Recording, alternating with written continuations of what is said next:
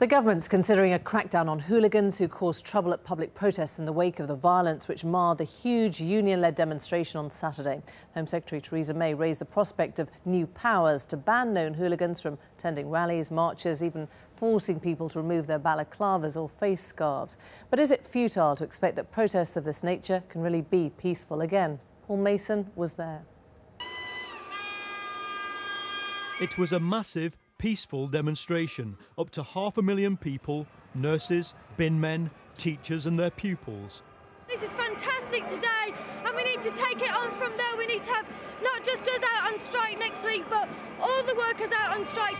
But it's the violence of a few that's grabbed the headlines, to the shock of many who marched peacefully, and it now looks set to provoke new stop and search powers for the police.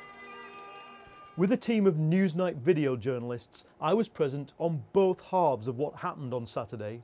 What I saw raises questions for the avowedly non-violent anti-cuts movement UK Uncut and the police. Shortly before 2 o'clock, a large group of masked protesters, many carrying anarchist flags, appeared on London's Regent Street. This is the so-called Black Bloc, in bigger numbers than ever seen on the streets of Britain before. This is not a breakaway from the march because these people were not on the march, but they now most definitely are storming through London's West End. As we followed them, it became clear their targets were specific businesses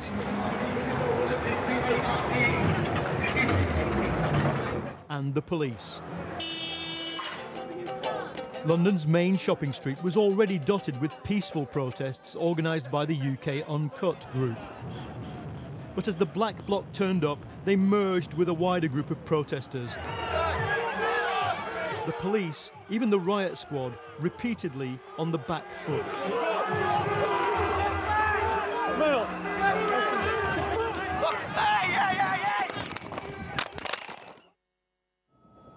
Later, protesters in masks targeted the Ritz Hotel, Porsche showrooms, Topshop and other businesses. The police, as here, often in too small numbers to stop the damage to property. What some of the businesses are worried about is that a policy's been adopted of we'll take their photograph, we'll arrest them later, but meanwhile your property's just going to be damaged. Is that the Met's policy? That is absolutely not the policy. What you saw this weekend, this Saturday, was more arrests at this public order incident than there's been for at least 5 years. We gave officers a very clear instruction: if you see something, do something. And the fact that 31 of them were injured shows that they do, and I pay huge credit to them. But who are the Black Bloc? The old answer to that was a small group of experienced, hardcore anarchists with little or no overlap to the so-called fluffy end of the non-violent protest movement. More than one source today within that movement has told me this is no longer true. And Laurie is a campaigning journalist who's taken part in the protest. Black Bloc aren't a group of people or an organisation, it's a tactic. And the people involved in Black Bloc on Saturday came from all kinds of walks of life. Most of them were young. A lot of them hadn't been on that kind of protest before. You know, a lot of people involved in the Black Bloc on Saturday, many of them 6 months ago were members of the Labour Party, working for the Liberal Democrat Party, people who really believed back then that parliamentary democracy could work for them. And now they believe that it's not going to work for them. At 4 o'clock, UK Uncut staged its main action, an occupation of Fortnum Masons. If the police had been slow to make arrests before, they were not now. Out, out, out! Of 149 people charged on Saturday, 138 were arrested here. What worries me is that given the way that UK Uncut are now being targeted by the police and the press, ordinary people who have in the past gone to join this movement might think that now they can't. Now it's a radical militant group which has nothing to do with their lives. But actually that kind of resistance still has everything to do with ordinary people's lives. The police this afternoon rejected any suggestion they were politically targeting UK Uncut. We have statements and CCTV evidence of certainly very frightening behaviour for the people who were in that shop, going about business as usual, trying to have lunch with their children when a group of people burst in the doors and frightened them. That was not acceptable, and that's why they've been arrested.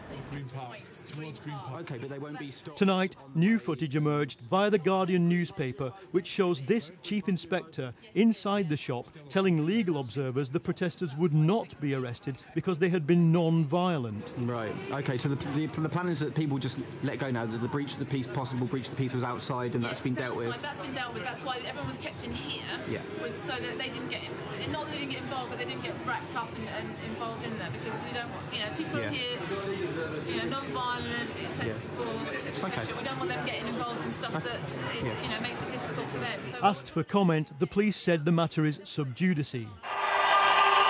As for the union movement, many of those who marched and stood for hours from all parts of the UK were fuming at the lack of attention their issues are getting.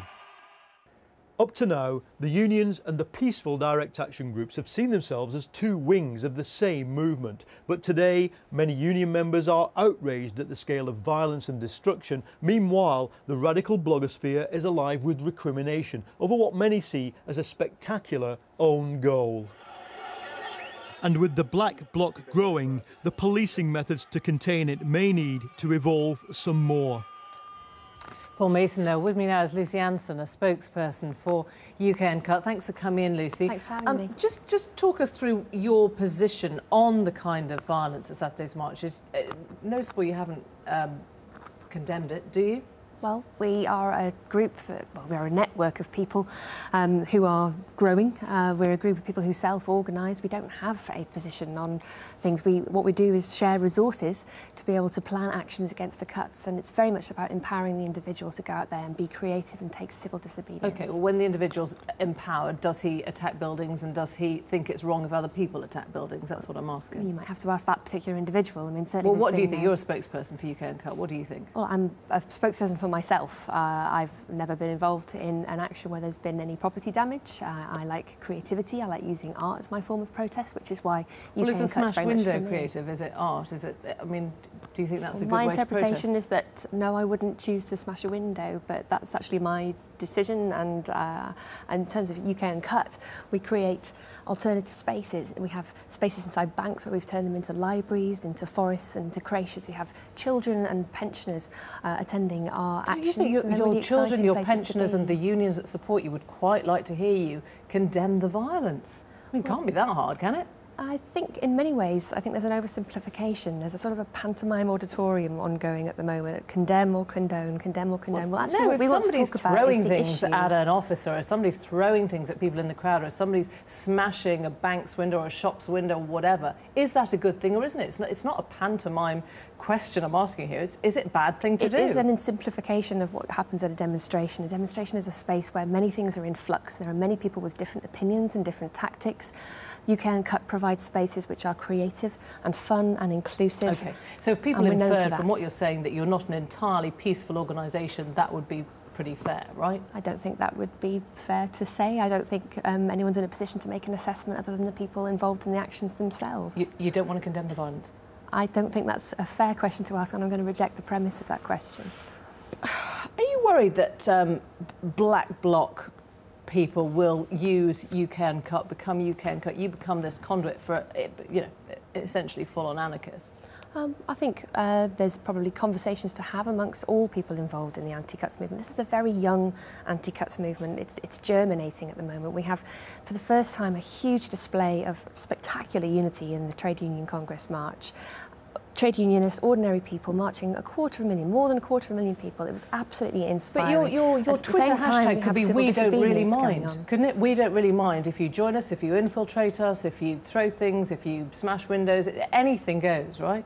Is that a tweet that's gone out from the account? No, I'm just interested. I mean, I'm trying, that was how you began, of course, as a sort of collective mass on Twitter. As an idea, as a piece of inspiration that you can do something about the cuts, and that's what civil disobedience is. I mean, I, for the first time, got involved in direct action just before Christmas. I'd never put myself in the way of anything before, and I found it to be a really empowering experience. For such a long time, we've been so scared about what these cuts are, and now there is something we can do. But what I'm trying to work out is, why is it more empowering than just joining a solid march of 250,000 people who are all pretty much saying the same thing? Well, I think that's actually incorrect. People aren't always saying the same thing in a march of people. I did join the march. We had a block on the march, and UK Uncut were really proud to be part of the trade union march on the Saturday. It was absolutely fantastic to march together, and we moved away rather than go for the rally.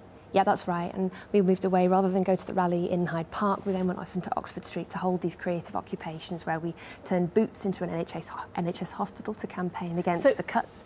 We had a comedy venue. All right, well, in just Soho tell me, will you Square, change anything? You've had a lot of arrests, you've taken over Fortnum's, all the rest of it, graffiti on the wall. Is anything going to change in your tactics, or was that kind of as planned? Right now we're very interested in looking at the police tactics, and we're very disturbed by the filming that we saw of police lying to protesters, saying, actually, no, you're not going to be arrested, you're not going to be kettled. And that figure of 200 people who are causing trouble needs to be reduced. I know the Met's denying that was political, but just got to get that in before we end. Thank you very much. It's definitely a political situation, and we'll be taking legal advice about wrongful arrest. Lucy Annson, thank you very much for coming. Appreciate that. Thank you. That's all.